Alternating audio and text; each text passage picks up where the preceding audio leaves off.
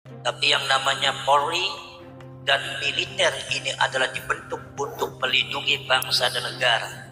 Kenapa Anda terlalu kecut menghadapi Pak Alwi? Saya mau jawab alasan Anda apa? Kenapa Anda yang disebut Polri, yang disebut militer berseragam loreng, ternyata Anda kecut menghadapi Pak Alwi? Alasan Anda apa? Copot loreng Anda, copot seragam Anda kalau Anda memang sudah tidak bisa membentengi negara.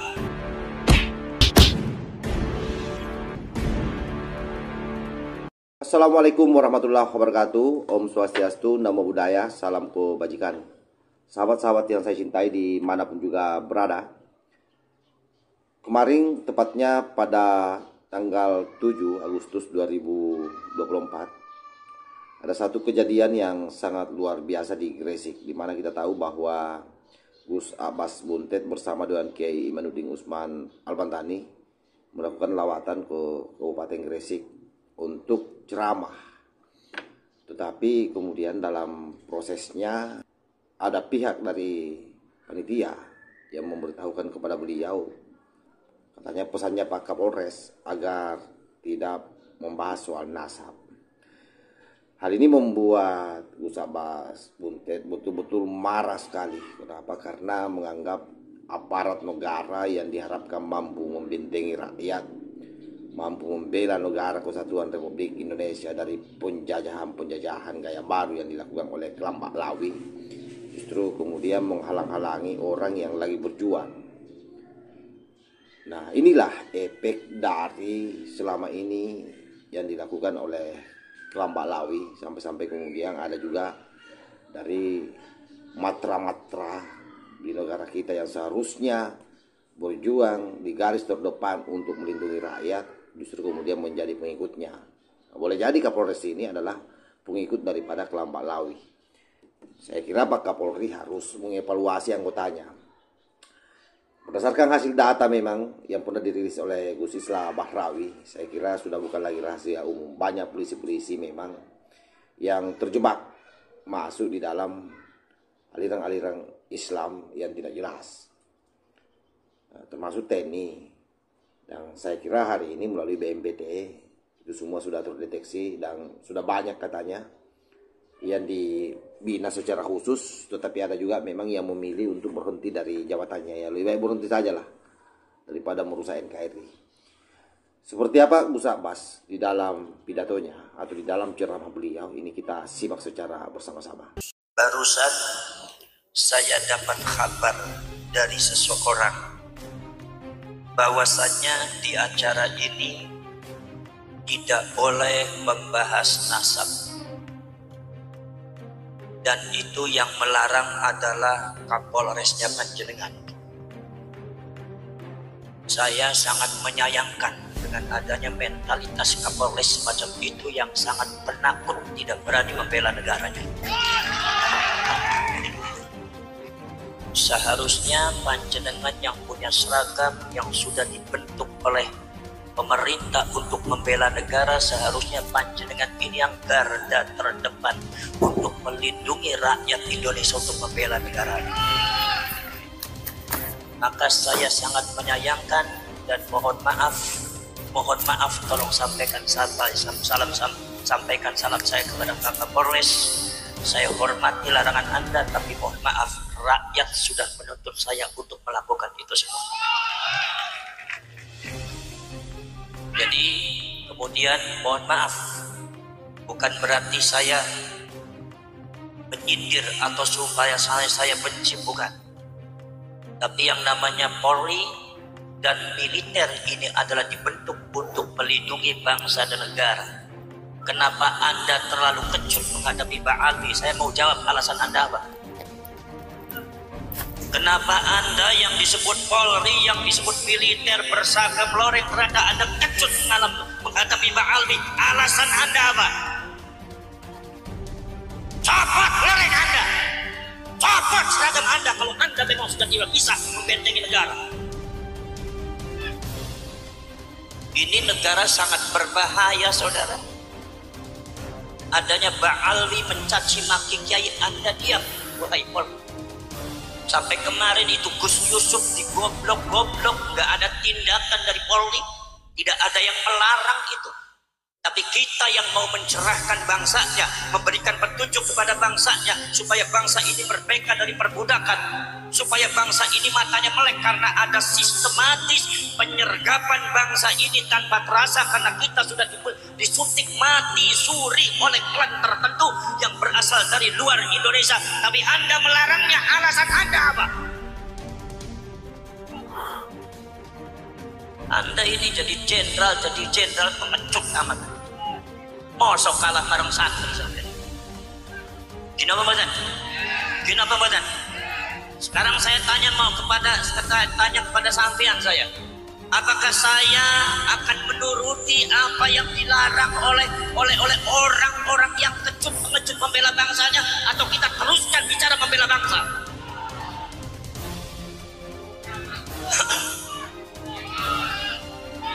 Kita tidak untuk perang, kita tidak untuk membenci, tetapi ini bangsa sudah diinjak-injak, ini negara sudah diinjak-injak, dan ini bukan hoax, ini bukan fitnah.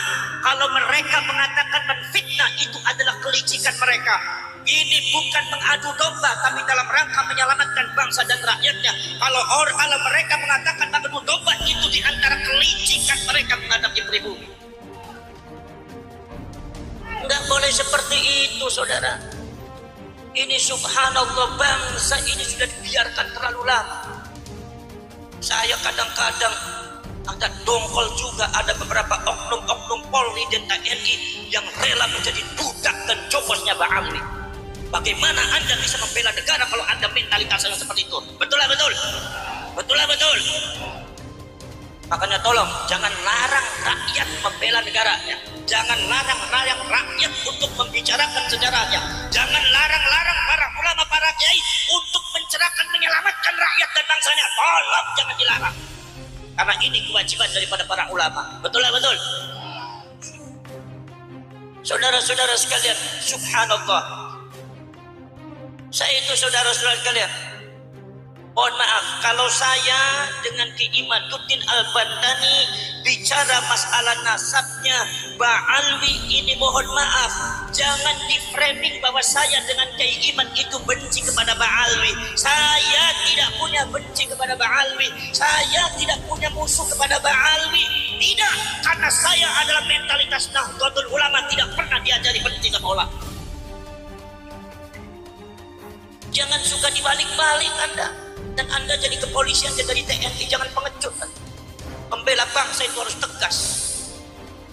Harus tegas, jangan pelempam-pelempam, lencang-lencang seperti itu. Ini bangsa perlu pencerahan, ini rakyat perlu penyelamatan. Ini sejarah lagi perlu dibuka di rakyat. Jangan dibodohi terus. Anda rela bangsa ini bodoh akan sejarahnya, bangsa ini didoktrin dengan hal-hal yang tidak benar. Mereka dibiarkan mendoktrin, mereka dibiarkan menaburi racun di setiap pojok rakyat Indonesia. Tetapi ketika ada ulama yang mencerahkan, menyelamatkan rakyat, Anda larang. Mentalitas apa Anda itu?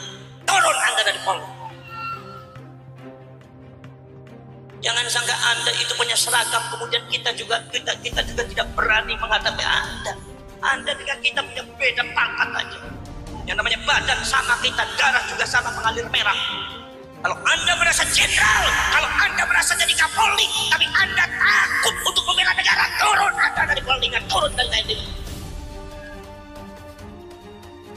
Mungkin abadan.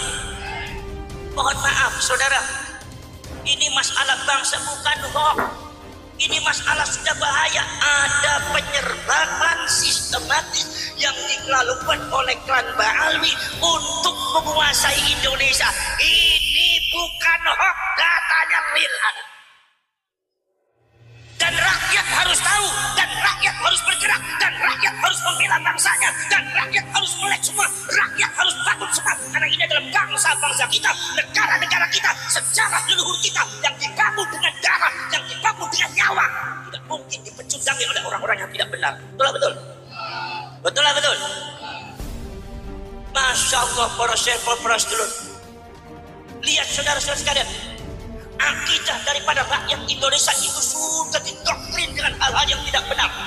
akidah Ahlus Sunnah wal Jamaah yang ditanamkan oleh ulama-ulama Ahlus Sunnah wal Jamaah, yang ditanamkan oleh ulama-ulama NU, yang ditanamkan oleh Wali Songo semenjak dulu, sejak abad ke-13 sampai abad ke-19, ditanamkan dengan bersusah payah, mengorbankan nyawa, mengorbankan darah, mengorbankan segalanya. Dihancurkan oleh klan Ba'alwi dengan racun-racun yang tidak benar. Akidahnya banyak yang hancur. Anda sebagai kiai jangan diam. Kadang-kadang kono ke kiai di Jawa Timur sing ambivalen. Ada di Ba'alwi ora wani. Surusan jadi kiai meneh wae. Pantesan di bojo pe ora wani lawan Ba'alwi ora wani. Oke, saya kira jelas ya. Apa yang disampaikan oleh Gus Abbas kepada kita semua sesungguhnya selain memberikan pelajaran besar terhadap para aparat negara, juga memberikan dorongan yang kuat kepada kita untuk melawan siapa saja yang mencoba menghalangi perjuangan yang sementara dilakukan secara bersama-sama ini. Karena memang soal nasab Ba'alawi ini dari awal juga saya meyakini betul bahwa ini pasti akan banyak hambatan. Kenapa? Karena ratusan tahun orang dijejali dengan doktrin mereka ini sebagai cucu Rasulullah, dan yang namanya doktrin itu tidak gampang menghilangkan. Karena pada akhirnya itu menjadi suatu ideologi, dan ideologi itulah yang kemudian banyak membuat kekacauan di negara ini kalau ideologinya salah. Ya salah satunya ini. Orang rela melakukan bom bunuh diri itu karena ideologi. Sama misalnya dengan para mukibing. Jadi saya ragu juga Pak Kapolres ini adalah mukibingnya para Ba'alawi ini. Mukibing itu susah disadarkan. Banyak teman-teman YouTuber mengatakan bahwa memang mereka itu tidak punya otak. Nah, kenapa? Karena jelas-jelas sudah dijejali dengan paham-paham sesat, doktrin-doktrin sesat, bawa-bawa lagi nasab murni Rasulullah Sallallahu Alaihi Wasallam, manusia yang paling mulia di muka bumi. Dia nisbatkan nasabnya ke sana, padahal sampai hari ini tidak terbukti bahwa dia cucu Rasulullah. Dia juga sampai hari ini masih yakin bahwa dia cucu Rasulullah. Padahal kalau saya ini ya saya. Kalau saya yakin bahwa saya cucu Rasulullah, untuk apa takut tes DNA? Tetapi oleh mereka bertengkar sendiri tuh kalau kita bicara soal tes DNA. Rizik Syihab pernah mengatakan ya tes DNA itu saya kira gampang dilakukan untuk menguji yang namanya turunan Nabi. Tapi menantunya sendiri Habib Hanif mengatakan bahwa haram tes DNA, saudara. Nah, itu. Jadi antara mertua dengan menantu bertengkar. Tapi waktu itu memang kala banyak orang-orang Nusantara khususnya daripada klan Wali Songo yang kemudian sudah menemukan manuskripnya, dan ternyata itu memang mengarah kepada Rasulullah Sallallahu Alaihi Wasallam. Itu yang kemudian membuat Rizik Syihab waktu itu demam panggung dan mengatakan bahwa penting untuk dilakukan tes DNA. Tetapi hari ini berbalik 180 derajat, bahkan 360 derajat. Mereka ketakutan dengan tes DNA tersebut. Nah, kenapa takut? Ya, karena dia tahu dirinya bahwa dia bukan cucu Rasulullah. Jadi memang para polisi ini, terutama Pak Kapolres Gresik ini, sekali lagi penting Kapolri mengatensi khusus. Jangan-jangan dia ini salah satu antek Ba'alawi. Padahal mereka harusnya sadar bahwa yang selama ini menteguh-teguhkan pemerintah adalah kelompok mereka. Yang selama ini melawan negara adalah kelompok mereka. Ada apa dengan polisi kalau sudah seperti ini modelnya? Wajarlah kalau Gus Abbas yang merupakan cucu dari tokoh besar bangsa ini. Sahabat-sahabat harus tahu ini. Gus Abbas Buntet ini adalah cucu dari Kiai Abbas Buntet yang merupakan panglima besar perang santri pada saat itu di Surabaya. Nah, jangan sampai lagi ya masih ada yang gagal paham ya. Jadi ketegasan beliau wajar. Dalam rangka apa? Membentengi negara kesatuan Republik Indonesia, membentengi rakyat Indonesia dari penyesatan-penyesatan yang dilakukan oleh klan Ba'alawi. Itu clear di situ. Jadi jangan lagi dianggap bahwa mereka-mereka ini, para kiai kita, beliau-beliau ini dianggap sebagai Yahudi pesek, bukan nasab. Nah, itu kalau Habib Unyil itu kan kampanyenya itu sekarang. Dia mengatakan bahwa mereka-mereka katanya yang bicara soal nasab yang palsu ini itu adalah orang-orang yang belajar di kandang kebo. Itu Habib Unyil ya yang bicara seperti itu. Dan saya kira hal ini jangan dipedulikan lagi. Ini sudah jelas hal yang membodohi kita selama ini, membodohi umat selama ini. Karena itu para mukibin kalau saya ya mulailah sadar sedikit demi sedikit. Jangan gampang dibodoh-bodohi oleh mereka. Aktifkan kembali otak kecilmu itu. Karena terlalu banyak orang hari ini mengatakan para mukibin itu tidak punya otak. Kalau saya sebenarnya tidak tega. Masa orang bisa hidup tanpa otak?